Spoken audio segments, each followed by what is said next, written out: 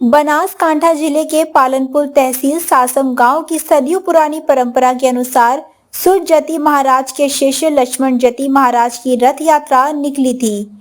रथ यात्रा मंदिर से निकलकर पूरे गांव की सैरी में घूमी थी।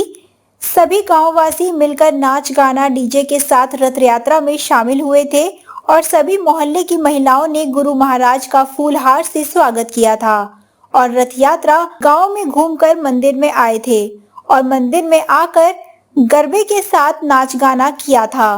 पूरी गांव भक्तिमय हो गई थी। मंदिर में जाकर गुरु महाराज की आरती की गई थी और आरती की बोली लगी थी। जिसने ज्यादा बोली लगाई थी उनकी हाथों से ही आरती की शुरुआत हुई थी।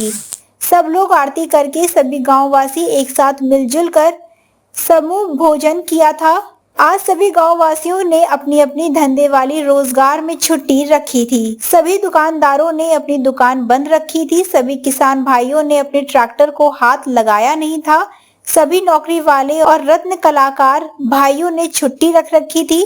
दूध मंडली ने भी छुट्टी रखी थी। आज का दिन खास महिमा वो है कि लक्ष्मण जति महाराज के साथ उनके घोड़े, गाय, कुत्ते और बिल्ली की समाधि साथ में ली गई थी और आज सासम गांव धन्य हो गए थे। बोलो सूर्यजति गुरु महाराज की जय। सर्वदेव में गुरुदेव एक महान देव है અને સદગુરુ વગર ગુરુ ગીતામાં પણ શંકર ભગવાન પાર્વતીને ઉપદેશ આપતા કહે છે કે નહીં સદગુરુદેવ बिना ઉદ્ધાર જીવન કા એવા સદગુરુ શાસનની અંદર આવેલા છે। બનાસકાંઠા અને મહેસાણાની અંદર ગુરુ મહારાજની ડેરીઓ ઠેર ઠેર આવેલી છે, પણ આ સુરાજદી ગુરુ મહારાજની વિશેષતા એ છે કે એમણે પોતાના સાથે શિષ્ય, ઘોડો, ચેલો, ગાય, કૂતરો એમ પ્રાણીઓને પણ સમાધિ આપી છે અને એમણે પોતાની સાથે બીજાના જીવનો એમાં પ્રાણી જીવનો પણ ઉદ્ધાર કર્યો છે। એવા સમર્થ ગુરુદેવ અમારા ગામમાં બિરાજમાન છે। એનું આ ભાદરવા સુદ બીજ પાટોત્સવ દિવસ તરીકે ઉજવાય છે અને 1977ની અંદર આ મંદિર જે નવું બનાવ્યું એના એ ભાદરવા સુદ બીજ હતી એટલે ત્યારથી આજ સુધી આ પાટોત્સવ દિવસ ઉજવાય છે।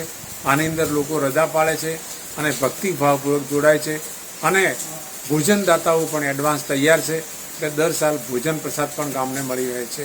બોલો ગુરુ महाराज की जय। गुजरात स्टेट संवाददाता रमेश भाई पटेल की रिपोर्ट।